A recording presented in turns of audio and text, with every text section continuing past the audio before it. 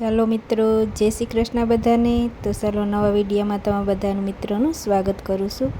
તો આજે આપણે વાડીએથી સરસના મકાઈ લઈ આવ્યા છે તાજી।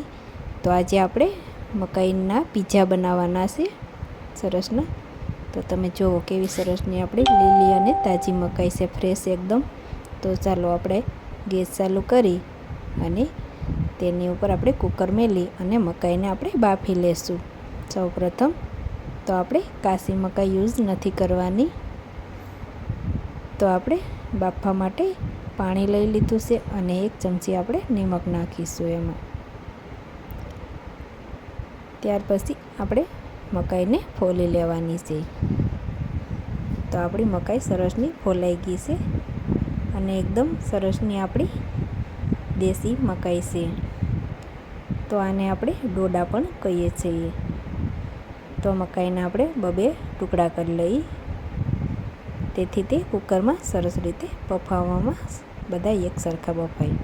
તો હવે આપણે એક એક કરી અને બધા ટુકડા આપણે કુકરમાં નાખી દઈએ અને કુકર બંધ કરી અને એને આપણે 15-20 મિનિટ સુધી કૂક થવા દેશું। તો તે સરસ બફાઈ જાય ત્યાર પછી આપણે ગેસ બંધ કરી અને કુકર નીચે લઈ લેવું।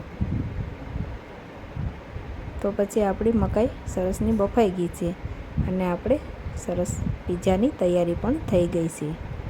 તો આપણે પીઝા માટે આપણે રોટલી પીઝા બનાવીએ છીએ। તો એ માટે આપણે રોટલી લીધી છે મોટી મોટી। કોઈ ભાખરી પીઝા બનાવે અને કોઈ પીઝા બેઝ લઈને પણ બનાવે, પણ આપણે રોટલી પીઝા બનાવીએ છીએ।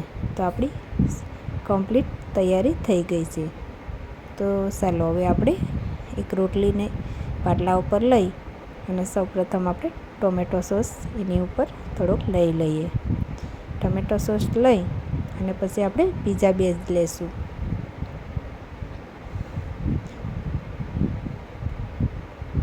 તો હવે આપણે ચીલી સોસ લીધો અને પીઝાનું મિક્સિંગ લઈ લેવું અને ત્યાર પછી આપણે થોડુંક શેઝવાન ચટણી લઈ લઈશું। એ બધું મિક્સ કરી અને સરસનું આપણે રોટલી ઉપર પાથરી દેવાનું છે ચમચી વડે। એક સરખું ચારેકોર આપણે સરસ લગાવી દઈએ। ત્યાર પછી આપણે એની ઉપર ડુંગળીની સ્લાઈસ આપણે એક એક ગોઠવશું। તો ડુંગળીની સ્લાઈસ એક એક ગોઠવાઈ જાય સરસ રીતે ત્યાર પછી આપણે ટમેટાની સ્લાઈસ ગોઠવશું। તો કોણ કોણ આવી રીતે મારી જેમ રોટલીના પીઝા બનાવી અને બાળકોને આપે છે? તો આ પીઝા એકદમ હેલ્ધી પીઝા છે। તો તમને બાળકો બહારથી મંગાવવાનું પણ કહેશે નહીં અને સાવ ઇઝી અને સિમ્પલ છે। આમાં કાંઈ વાર લાગતી નથી, માત્ર 15 મિનિટમાં જ આપણા પીઝા કમ્પ્લીટ થઈ જાય છે। તો હવે આપણે ટમેટાની સ્લાઈસ પણ ગોઠવી દીધી અને માથે આપણે બાફેલા કોર્ન સ્પ્રિંકલ કરીશું, તેથી તે ખાવાની ખૂબ મજા પડે। તો આપણા કોર્ન સરસ સ્પ્રિંકલ થઈ ગયા છે। તો એની ઉપર આપણે ઓરેગાનો, ચીલી ફ્લેક્સ અને પીઝા પેપર આપણે થોડા થોડા નાખીશું, જેથી તેનો ટેસ્ટ સરસ આવે। તો તે થોડું સ્વાદ અનુસાર નાખવાનું, જો બાળકોને તીખું ન લાગે। પછી આપણે અમૂલનું ચીઝ લીધું છે। તો તે ચીઝને આપણે એની ઉપર આપણે સરસની રીતે પાથરી દેવાનું છે અને ભરી ભરીને ચીઝ નાખવાનું છે। તે ચીઝ નાખવાથી તે પીઝા ખાવાની ખૂબ મજા આવે છે અને તેનો ટેસ્ટ પણ સારો લાગે છે। તો આપણે ચીઝમાં કોઈ કંજુસાઈ કરવાની નથી, તેને ભરી ભરીને જ આપણે નાખવાનો છે। તો આપણું ચીઝ સરસ રીતે મેશ થઈ ગયું છે અને હવે આપણે પીઝાને ગેસ ચાલુ કરી અને એની ઉપર આપણે સરસનું 5 મિનિટ સુધી આપણે એને શેકવા મેલી દઈશું।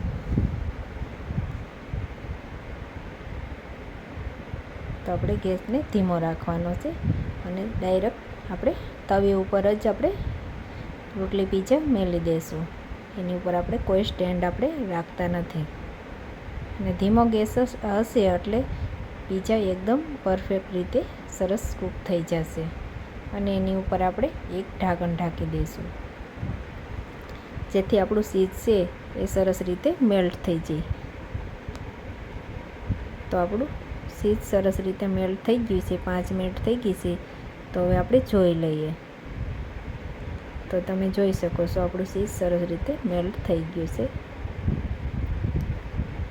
તો હવે આપણે પીઝાને નીચે લઈ લઈશું. તો આપણે તાવીથાની મદદથી લઈશું. રોટલી પીઝા છે એટલે આપણે થોડુંક નિરાંત રાખી અને લેવાનું રહેશે. જો ભાખરી હોય તો તે એકદમ કડક હોય છે. તો હવે આપણે તેને એક ડીશમાં લઈ લઈએ અને એને શાકા વડે આપણે 4 ભાગમાં કટ કરી લઈશું. જેમ પીઝાનો શેપ આપી દઈશું એને.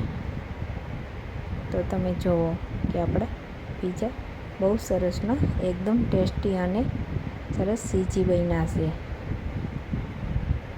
તો તમને મારી આ પીઝા રેસીપી કેવી લાગી તે મને કમેન્ટ બોક્સમાં જરૂર લખીને બતાવજો. તમારા ચેનલને લાઈક કરો, શેર કરો અને સબસ્ક્રાઈબ કરવાનું ના ભૂલતા. તો હવે મળીએ આપણે નવી રેસીપીમાં અને નેક્સ્ટ વિડીયોમાં. ત્યાં સુધી મિત્રો bye bye and take care.